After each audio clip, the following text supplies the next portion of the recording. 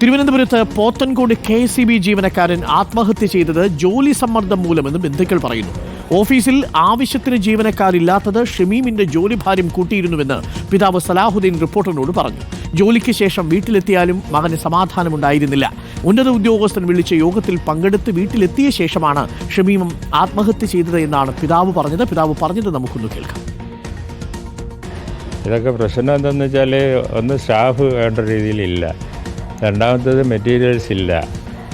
പിന്നെ ഇപ്പോൾ ഈ അടുത്ത കാലത്ത് നടന്ന സംഭവം എന്ന് വെച്ചാൽ, അവിടെ ആകെ 3 സബ് എഞ്ചിനീയറേ ഉള്ളൂ. അതിൽ ഒരു സബ് എഞ്ചിനീയർ അടുത്ത വർക്കിംഗ് അറേഞ്ച്മെൻറ്റിൽ വേറെ വിട്ടിരിക്കുകയാണ്. അപ്പോൾ 2 പേരേ ഉള്ളൂ. ഈ സംഭവം നടക്കണേൻ്റെ അന്ന് സർക്കിൾ ലെവലിൽ AIമാരുടെ ഒരു കോൺഫറൻസ് ഉണ്ടായിരുന്നു. ആ കോൺഫറൻസിൽ അവനും പങ്കെടുത്തിട്ട് തിരിച്ച് ഓഫീസിൽ പോയില്ല. അന്ന് തന്നെ ഇവിടെ വന്ന് നോമ്പായിരുന്നു. സന്ധ്യയായപ്പോൾ നോമ്പ് കുറിച്ചിട്ട് മുകളിൽ കയറി പോയതാണ്.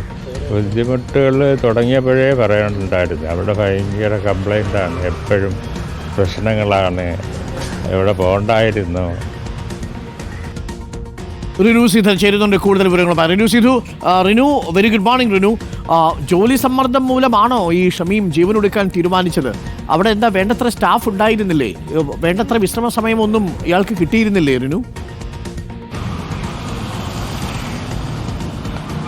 അരുൺകുമാർ, 2 ദിവസം മുമ്പാണ് തിരുവനന്തപുരം ചുള്ളിമാനൂർ സ്വദേശിയായിട്ടുള്ള electricity executive engineer assistant engineer ആയിട്ടുള്ള ഷമീം ഈ ചുള്ളിമാനൂരിലെ വീട്ടിലെ 2ാമത്തെ നിലയിൽ തൂങ്ങി മരിച്ച നിലയിൽ കാണപ്പെടുന്നത്. ഇപ്പോൾ അതിൽ വലിയ ആരോപണവുമായി ബന്ധുക്കൾ, പിതാവ് തന്നെ രംഗത്തെത്തിയിരിക്കുന്നത്. അതായത് ഇദ്ദേഹം ജോലി ചെയ്യുന്നത് പോത്തൻകോട് ഓഫീസിലാണ്. ഇവിടെ ആവശ്യത്തിന് സ്റ്റാഫും ഒപ്പം മെറ്റീരിയലും ഇല്ലാത്തത് വലിയ രീതിയിൽ ജോലിഭാരത്തിന് ഇടയാക്കിയിരുന്നു. ഇതെല്ലാം തന്നെ ഇദ്ദേഹം തന്നെ സ്വന്തമായി ചെയ്യേണ്ടുന്ന ഒരു സാഹചര്യം, ഇദ്ദേഹത്തിന് സബോർഡിനേറ്റ് ആയിട്ടുള്ള ഉദ്യോഗസ്ഥരുടെ അഭാവം ഉണ്ടായിരുന്നു എന്നുള്ളതാണ്.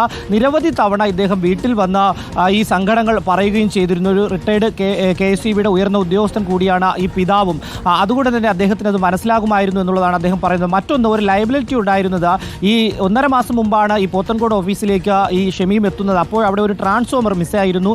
പകരം അവിടെ നിന്ന് മാറിപ്പോയ ഉദ്യോഗസ്ഥൻ മറ്റ് മെറ്റീരിയലും മറ്റ് കാര്യങ്ങളെല്ലാം തന്നെ ഇദ്ദേഹത്തിന് ഏൽപ്പിക്കുമ്പോൾ ഒരു ട്രാൻസ്ഫോമറിൻ്റെ കുറവുണ്ടായിരുന്നു. അത് ലക്ഷക്കണക്കിന് രൂപയുടെ ഒരു ബാധ്യത ഇദ്ദേഹത്തിന് വരുത്തി വെച്ചു എന്നുള്ളതാണ്. തൊട്ടടുത്ത ദിവസം, അതായത് കഴിഞ്ഞ ദിവസങ്ങളിൽ ഈ ഉന്നത ഉദ്യോഗസ്ഥർ വിളിച്ച യോഗത്തിൽ പങ്കെടുത്തു. ആ യോഗത്തിൽ പങ്കെടുത്തതിന് ശേഷം വീട്ടിലെത്തി വല്ലാണ്ട് മാനസിക അസ്വസ്ഥനായിരുന്നു. തുടർന്നാണ് ഇദ്ദേഹം ആത്മഹത്യ ചെയ്തത് എന്നുള്ളതാണ്. നിലവിൽ ഉന്നത ഉദ്യോഗസ്ഥർക്കും പോലീസിനും പരാതി നൽകിയിട്ടില്ല. ഒരു ആത്മഹത്യാക്കുറിപ്പ് പോലും ഷമീം എഴുതി വെച്ചിരുന്നില്ല എന്നുള്ളതും ഏറെ പ്രധാനപ്പെട്ടൊരു കാര്യമാണ്. അതുകൊണ്ട് തന്നെ ഈ നിയമപരമായിട്ട് മുന്നോട്ട് പോകുന്ന ഒരു സാധ്യതയെക്കുറിച്ച് ബന്ധുക്കളുമായി ആലോചിക്കുന്നു. അതിനുശേഷമായിരിക്കും പോലീസിലോ ഉന്നത വകുപ്പ് ഉദ്യോഗസ്ഥർക്കോ പരാതി നൽകുക. എന്തായാലും മകന് വലിയ രീതിയിലുള്ള ജോലി സമ്മർദ്ദം ഉണ്ടായിരുന്നു എന്നുള്ളതാണ്. കാരണം വീട്ടിലെത്തിയാൽ പോലും MLA മുതൽ അതുപോലെ തന്നെ വാർഡ് മെമ്പർ ഉൾപ്പെടെയുള്ളവർ വിളിക്കും ആ പ്രദേശത്തെ ഓരോ വിഷയങ്ങളുമായി ബന്ധപ്പെട്ട്. പക്ഷേ അദ്ദേഹത്തിന് അത് ഏൽപ്പിക്കുവാൻ തക്ക ഒരു ഉദ്യോഗസ്ഥർ ആ ഓഫീസിൽ ഉണ്ടായിരുന്നില്ല. ആൾബലം കുറവായിരുന്നു എന്നുള്ളതാണ് ബന്ധുക്കൾ ആരോപിക്കുന്നത്. വലിയ മാനസികമായിട്ടുള്ള പീഡനം അദ്ദേഹം അനുഭവിച്ചിരുന്നു